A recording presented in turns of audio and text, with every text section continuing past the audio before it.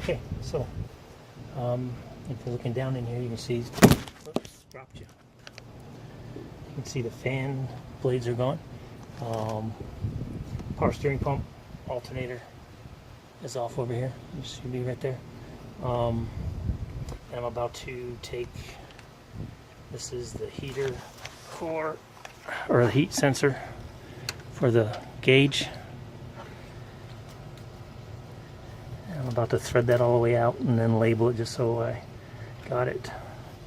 You can also see here, just to be safe and keep a lot of the fluids from dripping and leaking onto the driveway, which the HOA does not like. Kind of put plastic on all the ends. And if I tip you down that way, you can see here, I got that on the, that's for the fuel line. And then just got the fuel pump covered there, because it's going to be probably a little while before I actually pull the engine out. I don't want everything, and this is the intake for coolant into the block. So I'm going to finish fishing this all the way out, mark it, and then a couple other things, and then this will be almost ready to be pulled out. Yeah, we'll go over a couple more things in a bit. Let me finish this up.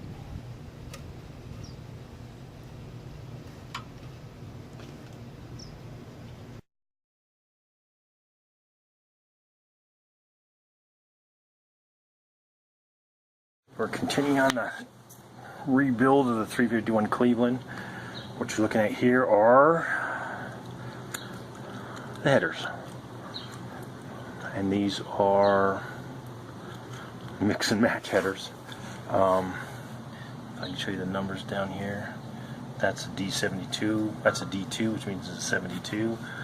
And this is a D3, which means it's a 73. Headers are interchangeable. These all work just fine. But it's a 72 engine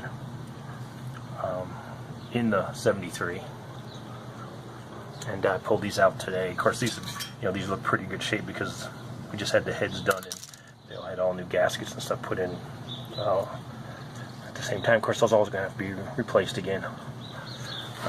Next step up is going to pull the radiator.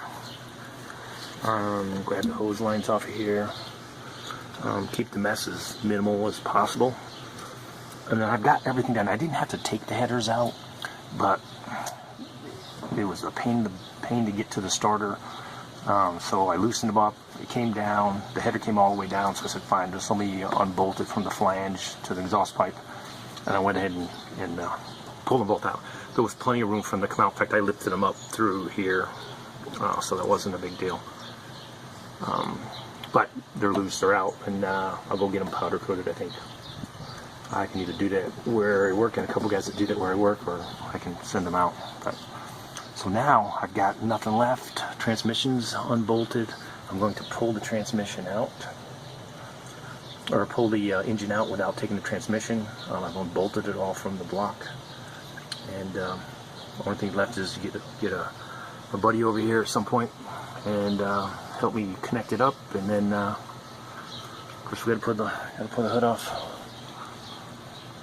and once we do that, we will pull that out and get it torn down. So that timing, got a lot going on at work, so timing maybe another week before I actually get to pull the engine out.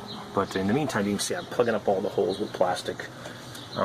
Even if you can see down there, I even got the exhaust pipes covered up. I got to put a piece over where the starter came out, and then I'm not gonna worry about the exhaust ports now. They should be fine. Hopefully I won't have it out that long. Alright, that's all I got for now. That's an update.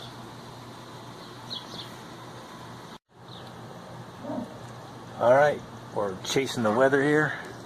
It's kind of bleak here in southern Arizona. That's the sun, which is normally too hot to be out in at this time of day. But going to pop the carb off and then get the balancer bolted up onto either the intake or the heads. I think that might be the best way to do it. We'll be doing that here in a little bit. I'll beat the rain. Won't get it out today, but we'll get that far.